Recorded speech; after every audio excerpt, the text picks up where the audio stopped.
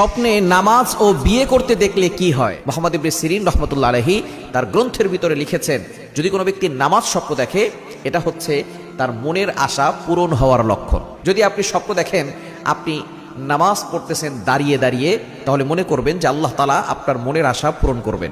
যদি আপনি দেখেন আপনি বসে নামাজ পড়ছেন, তাহলে মনে করবেন হতে পারে আল্লাহ তাআলা আপনাকে অসুস্থতার নিয়ামত দিতে পারেন। যদি কোনো ব্যক্তি দেখে শুয়ে শুয়ে নামাজ পড়ছে, তাহলে এই শুয়ে শুয়ে নামাজ পড়াটা তার জন্য মৃত্যুর একটা সংকেত হতে পারে। যদি কোনো ব্যক্তি স্বপ্ন দেখে যে বিশাল বড় জামাতে সে নামাজ পড়ছে, এই স্বপ্নের ব্যাখ্যা হচ্ছে আল্লাহ তাআলা তার উপরে বড় রহমত নাজিল করবে। যদি কোনো ব্যক্তি বিশাল বড় জামাতের ইমাম হচ্ছে অথবা ইমামতি করে নামাজ পড়াচ্ছে, এরকম স্বপ্ন দেখে, এই স্বপ্নের ব্যাখ্যা হচ্ছে সে একদিন লিডার হবে, নেতা হবে। কেউ যদি বিয়ে স্বপ্ন দেখে, বিয়ে স্বপ্ন দেখা ধন সম্পদের লক্ষণ, এটা খারাপ লক্ষণ নয়। এবং কোনো ব্যক্তি যদি বিয়ে করার পরে বিয়ে স্বপ্ন দেখে, তাহলে আল্লাহ তাআলা তাকে সন্তান দিবে।